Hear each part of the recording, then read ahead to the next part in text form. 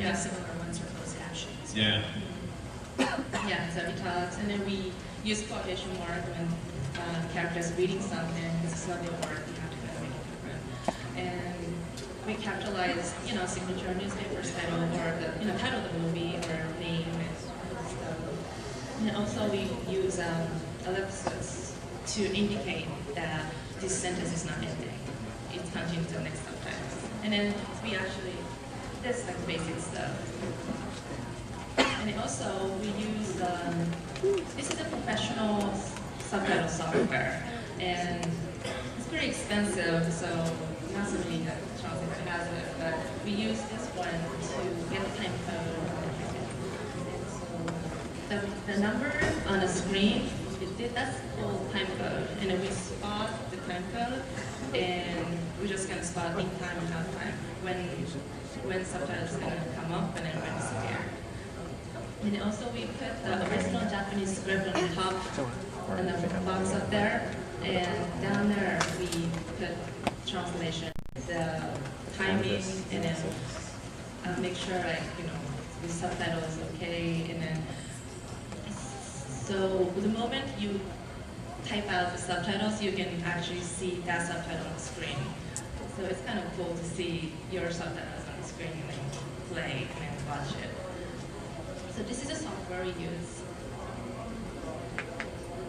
So we teach you how to use the software to reflect all the rules and guidelines and what the translator have to think about in this curriculum. This is the curriculum of our Japanese to English translation course, and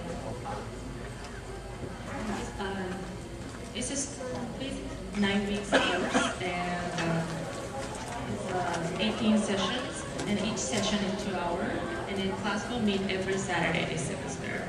And it's a hands-on practice, and each week so you're going to do homework at home, and we usually use anime, or we don't really use manga because it's video translation, but it's usually use anime, and so you take video back home and then work on the translation and bring it back, and the teacher's going to look through and then give you comments, and we're going to discuss to come up with some better translation.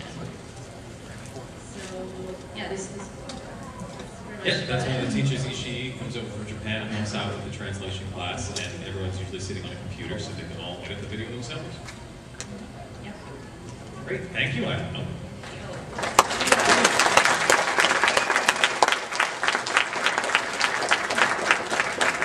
So let me tear through the rest of this as quick as I can so we can get to any questions you might have. I teach the other classes. I teach the script adaptation class. And if you don't know me, my name's Crispin. Hi. I love you. And obviously I'm a voice actor and director, and I've also script adapted many different shows. I script adapted Pokemon back in the day. That's a long ago. Adaptation side of this thing inside and out on 2 coasts. And I'm also an anime mythology scholar. I've actually been published in an academic journal on anime and manga called Academia. And I've interviewed in a whole bunch of documentaries and whatnot. I'll get to that. But I'm an instructor at the JVTA, where I teach script adaptation classes, my voice acting workshops, and my anime mythology seminars. So let's start with script adaptation. What is script adaptation, really, for dubbing? Well, it's the process of taking a raw Japanese to English translated script and making it useful for the dubbing process, because it has to match lip flap. Subtitles don't have to match lip flap. The dub does. So what does that mean exactly? Well, that means you have to make the lines speakable. You have to make them dramatic, which means that they have to sound like someone's talking to somebody. It's just not just out of the book. You have to translate the cultural references. Now, this can be a challenge. With a show like Cowboy Bebop, it's easy because it's a very Western show. But with a show like Rurouni Kenshin, very Japanese. And I know when I had to do the dub, I had to say, Amakakaru Ryo Hiromeki. And I literally had the line in the dub, my Amakakaru Ryo Hiromeki is better than your Amakakaru Ryo Hiromeki. And I thought, really? Is that what we're going to do? Okay. And of course you have to match lip flap. Now, an interesting example of how wrong this can all go, actually, is from a show called Angel Sanctuary. And here come the groans. Now, for those of you who don't know, in Angel Sanctuary, I played this crazy angel, Rosiel, who's out of his mind. And he has this little servant guy, Catan. And Catan basically does everything that Rosiel says. Well, in the behind-the-scenes section of the DVD, there's an interesting little scene of me in the booth, looking at the dub script. It didn't make any sense to me. See if it makes any sense to you. Catan, the only thing of beauty to come out of God's refuse that I am.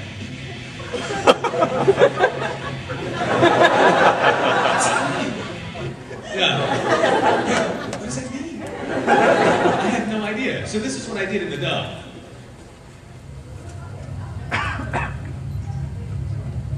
Catan, I am the only thing of beauty to come out of God's refuse. You can't die. You can't desert me. I won't allow it, Catan. A little better, yeah? Yeah. Okay. And I did that on the fly in the booth because I just couldn't say that line. I was like, you gotta be kidding me. What's going on there, right? Here's the original translation. Catan, the only thing of beauty to come out of God's refuse that I am. What is up with that? What's up with that is it's Japanese. In Japanese, the verb is at the end of the sentence. So that last little phrase in red is desu. You know, whatever, watashi wa desu, right? Except that doesn't work in English. That's bad English. So when we adapt it, we have to reverse it. I am the only thing of beauty to come out of God's refuse, right? So that's a very little thing. But there's many other things that have to go into script adaptation and making things work right. You have to understand the mechanics of adaptation. When you're adapting a script for the dub, they have to give you time-coded video. Now, for those of you who don't know, that's sort of what it looks like. You get the video and you get all these numbers across the bottom. Well, what the hell are they? Well, they're the hour, minute, second, and frame of the video, and each one corresponds, right? So at this point, we're 1 minute in, 22 seconds, and 24 frames, and there's 30 frames in a second. So this lets you track where you are in the episode as you're working on it. And they have to give you a translated script. Now, hopefully, it's a wonderful script I've gotten from Ayano or Jessica that make perfect sense. But even if it isn't, I have to figure it out. And it's in table format, sort of like an Excel chart. And it's been time-coded so that it matches the time code of the video. And it's been character spotted so that each character is lined up. And it looks something like this. You've got your loop number, the character name, the time code in, the time code out, the translation, and whatever notes you might have. And usually, it's like this. Loop 102, character name Hiro, and that's when he starts talking at that hour minute, and he stops talking there, and he says, let's get out of here, and he's talking to Aki, right? And so we've got a whole slew of those, and that's what we're working with in the booth. And a script adapter's job is to take that and make it work.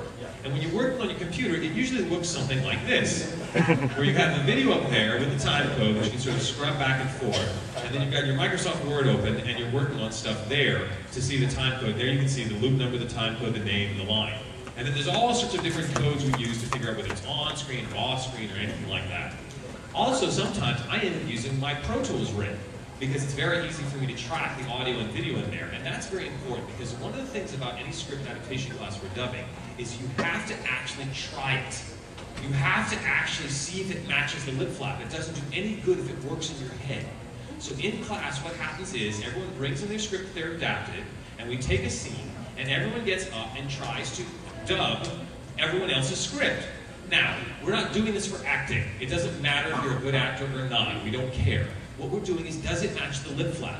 Did the line you write actually match what the character's doing on the screen? And it's incredibly helpful because everyone ends up sort of helping each other out to make sure that their scripts work. And it's just an eye-opener until you've actually gone through it and actually tried to get up and dub someone else's script and go, this doesn't work at all. For Spirited Away, for the dub of Spirited Away, the Disney people had the entire cast come together and do this. Literally, everyone in the cast sat and watched the film and tried to dub it, and they all looked at each other and said, does it work, does it work? And that's how they made the script sound so natural. One of our students had, a couple of students had some really great